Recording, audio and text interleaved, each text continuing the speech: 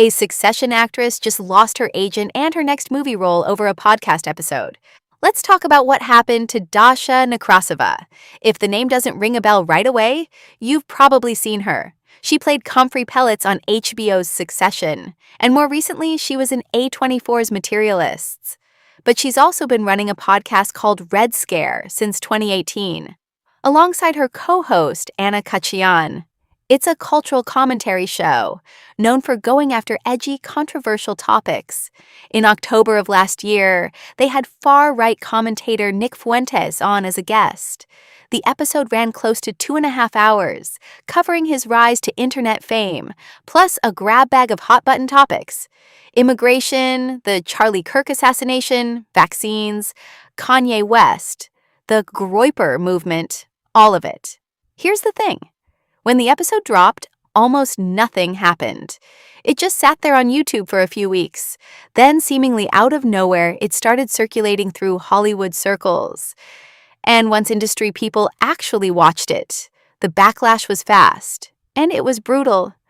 Her talent agency, Gersh, dropped her as a client. That was confirmed by a spokesperson to multiple outlets.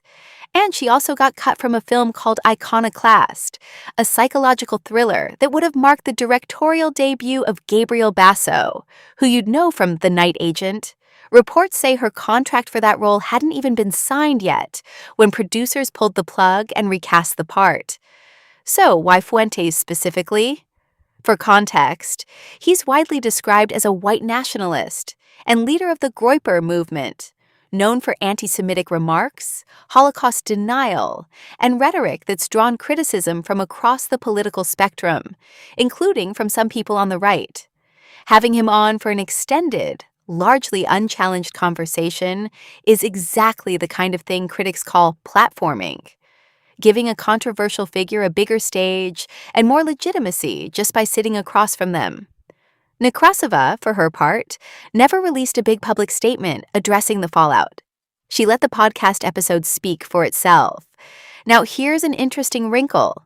Some reporting afterward pointed out that her podcast's Patreon reportedly pulls in more than $40,000 a month. That's likely more than she was making from her acting work in the first place. So while losing an agent and a film role sounds like a huge career hit, financially, she may be walking away from this mostly fine. This whole story turned into a bit of a lightning rod for a much bigger argument that's been playing out across media for a while now. Where's the line between free speech and giving airtime to extremism?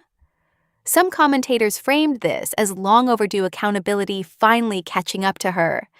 Others called it an overreaction, or an example of cancel culture punishing someone just for conducting an interview.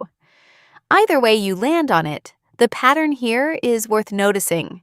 A podcast episode that barely made a ripple for weeks can suddenly blow up the moment it reaches the right eyes and take an acting career down with it. Let me know what you think in the comments. Was this fair accountability or an overreaction? And if you want more stories like this where internet controversies collide with Hollywood, subscribe because there's more of this coming.